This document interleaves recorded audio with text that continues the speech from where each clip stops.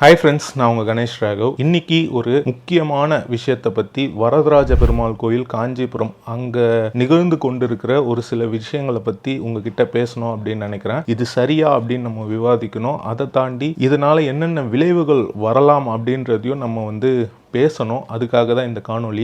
என் பேர் கணேஷ் ராகவ். நான் நிறைய கோயில்களுக்கு போயிட்டு காணொலிகளை பதிவு பண்ணிட்டு இருக்கேன். அந்த கோயில்கள் பற்றியான விவரங்கள், அது மட்டும் இல்லாமல் நிறைய வரலாற்று இடங்களுக்கும் போயிருக்கேன். அதை பற்றியான விவரங்கள் உங்களுக்கு வீடியோவாக கொடுத்துட்டு இருக்கேன். அது எப்போ தொடங்கிச்சு அப்படின்னு கேட்டிங்கன்னா, அத்திவரதர் காலகட்டம் 2019 அத்திவரதர் வைபவம். அது வரதராஜ பெருமாள் கோயிலிருந்து தான் இந்த கோயில் பயணங்கள் எனக்கு தொடங்கிச்சு. அந்த கோயிலுக்கு இப்போ ஒரு சில நிகழ்வுகள் அங்கே நடக்கிறது எனக்கு அது சரியா படலை. அதை உங்ககிட்ட கன்வே பண்ணணும் அப்படின்னு நினைச்சேன். என்னன்னா, இப்போ திருப்பணிகள் நடந்துட்டு இருக்கு. திருப்பணிகள் அப்படின்ற பேர்ல இதெல்லாம் திருப்பணியா அப்படின்னு கேட்குற அளவுக்கு இருக்கு. என்ன அப்படின்னா, இப்போ கிரௌட் நிறைய வந்துட்டு இருக்காங்க. கிரௌட் நிறைய வராங்களான்னா, முந்தைய காலகட்டத்தை விட இப்போ ரொம்பவே அதிகமாக தான் வராங்க.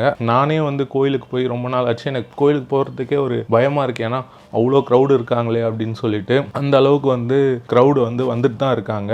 அதுக்காக இந்த க்ரௌட் மேனேஜ்மெண்ட்டுக்காக சில விஷயங்கள், இந்த ரேம்ப் மாதிரி, ஓவர் பிரிட்ஜ் மாதிரி பண்ணுறாங்க அப்படின்னு நான் கேள்விப்பட்டேன். சரி, ஓகே. அது இப்போ திருப்பதியிலலாம் ஒரு ஓவர் பிரிட்ஜ் அந்த மாட வீதி இதுவில் போகும் பார்த்தீங்களா. சரி, அது ஆட்டோமேட்டிக்காக அது கொஞ்ச நேரத்தில் ரிமூவ் பண்ணிக்கலாம், திரும்பி எடுத்துக்கலாம். அந்த மாதிரி ஒரு டெம்பரவரி ஸ்ட்ரக்சர் மாதிரி அது இருக்கும். அந்த மாதிரி தான் பண்ணுவாங்க அப்படின்னு நினச்சேன். பட் கோயிலில் இருக்கிற அந்த கற்கள், அந்த பேஸ்மெண்ட்டில் இருக்கிற, பேஸ்மெண்ட்டுன்னு சொல்லணுமா, அதுக்கு தரையில் இருக்க கற்களை எடுத்து அங்கே தோண்டி என்னென்னமோ பண்ணுறாங்க.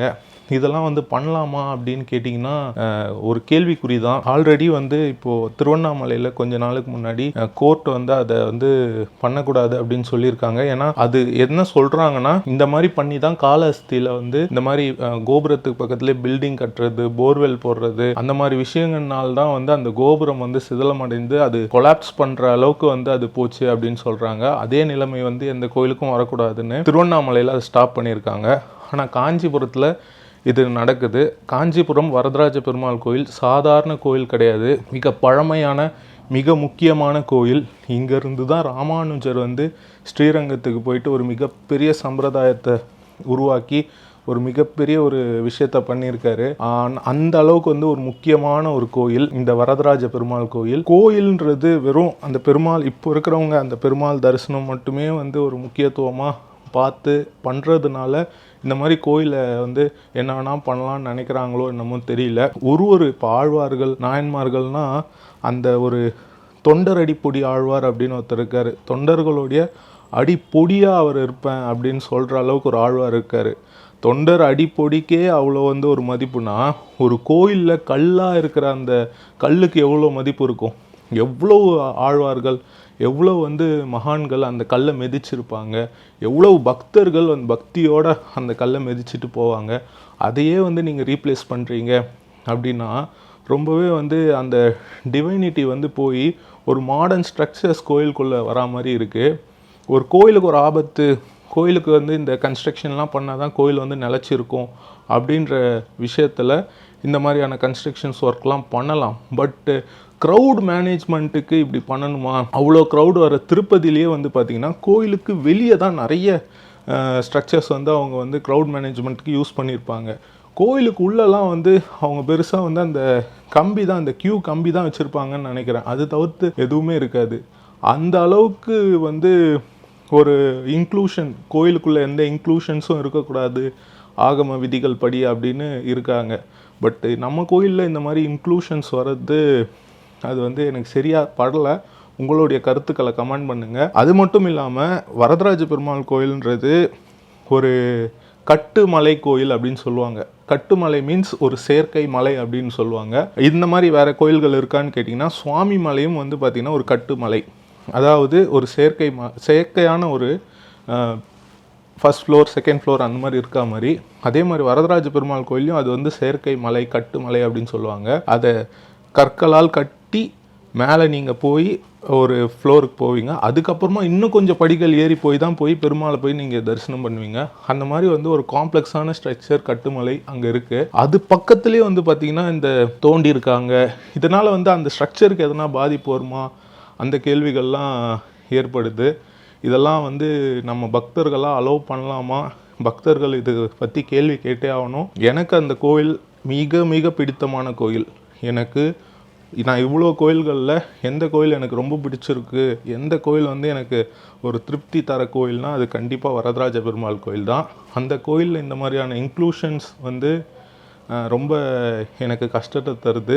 23ஆம் தேதி ஈவினிங் வந்து ஒரு ஆர்ப்பாட்டம் போராட்டம்லாம் அங்கே கோயில் வாசலில் அறிவிச்சிருக்காங்க. எனக்கு தெரிஞ்சு நான் என்னால் முடிஞ்ச அளவுக்கு என்னால் எவ்வளோ பேருக்கு இதை கொண்டு போக முடியுமோ அதை கொண்டு போகிறேன்.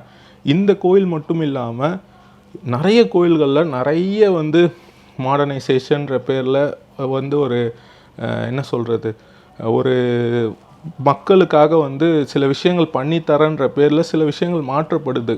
ஃபார் எக்ஸாம்பிள், அந்த நடந்து போகிற பாதையில் இருக்கிற கற்கள், அந்த கற்களை வந்து மாற்றுறாங்க.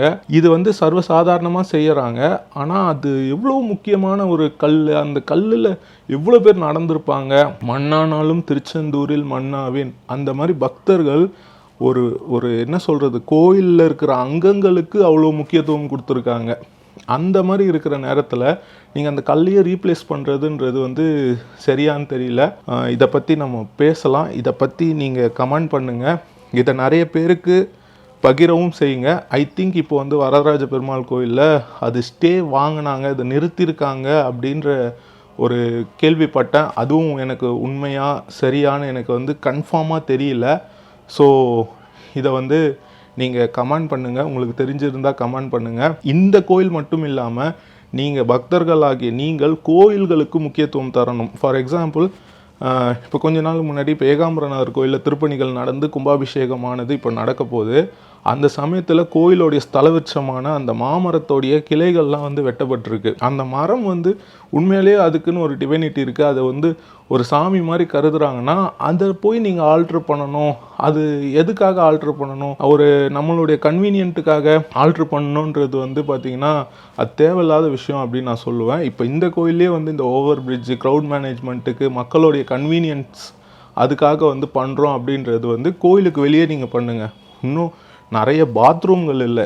காஞ்சிபுரத்தில் வர மக்களுக்கு, பக்தர்களுக்கு ரெஸ்ட் ரூம் வசதி வந்து ரொம்ப கம்மியாக இருக்குது. எல்லா கோயில்கள் பக்கத்துலேயும் வந்து வெளியே வந்து ரெஸ்ட் ரூம் வசதி பண்ணி கொடுங்க. நிறைய வந்து தண்ணி வசதி பண்ணி கொடுங்க. அது மட்டும் இல்லாமல் கார் பார்க்கிங், இந்த நெருக்கடி அதுக்கு வசதி பண்ணி கொடுங்க. கார் பார்க்கிங்லாம் பண்ணிவிட்டு இலவசமாக பஸ்ஸை கொண்டு வரா மாதிரி, வேன் கொண்டு வரா மாதிரி, இல்லை இலவசம் இல்லைன்னா கூட கம்மி விலையில் பஸ் வேன் உள்ளே வரா மாதிரி, மக்கள் கோயில்களுக்கு போகிற மாதிரி அந்த மாதிரி பண்ணி கொடுங்க.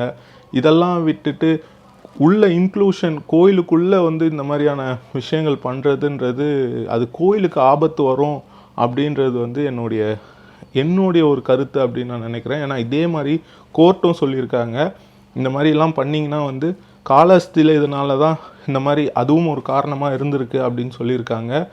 ஸோ நம்ம கோயிலுக்கும் அது ஆபத்து விளைவிக்கூடாது. ஏன்னா அவ்வளோ சிறப்பு வாய்ந்த கோயில்கள் இந்த ஊரில் இருக்குது. அதுலேயும் இந்த வரதராஜ பெருமாள் கோயிலில் தான் வந்து தமிழ்நாட்டிலே அதிகமான கல்வெட்டுக்கள் அங்கேருந்து தான் எடுக்கப்பட்டிருக்கு. 350க்கும் மேலே கல்வெட்டுக்கள்.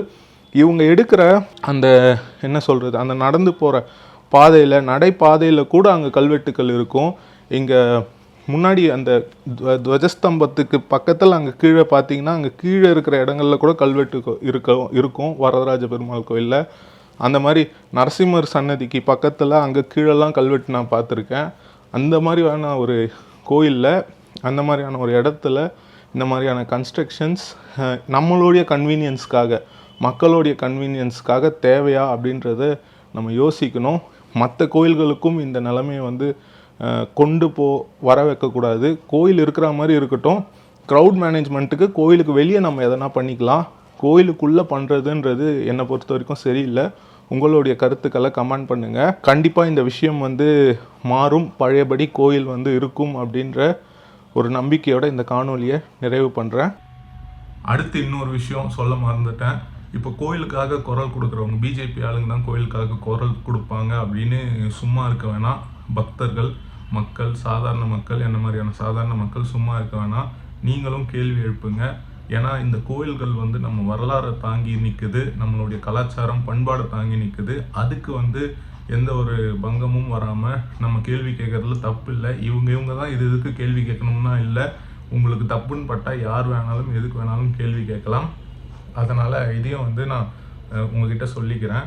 ஏன்னா நம்ம நிறைய பேருக்கு ஒரு பயம் இருக்குது. கோயிலை பற்றி நம்ம கேள்வி கேட்டால், கோயிலுக்காக வந்து கேள்வி கேட்டால் அந்த சங்கி சாயம் பூசிடுவாங்களோ, பிஜேபி சாயம் பூசிடுவாங்களோ அப்படின்ற பயம் நிறைய பேருக்கு இருக்குது. அந்த பயத்தெல்லாம் விட்டுருங்க. யார் வேணாலும் எதுக்கு வேணாலும் தப்புன்னு தெரிஞ்சால் கேள்வி கேட்கலாம். ஓகேவா? இப்போ நான் இந்த வீடியோ முடிச்சுக்கிறேன். பை.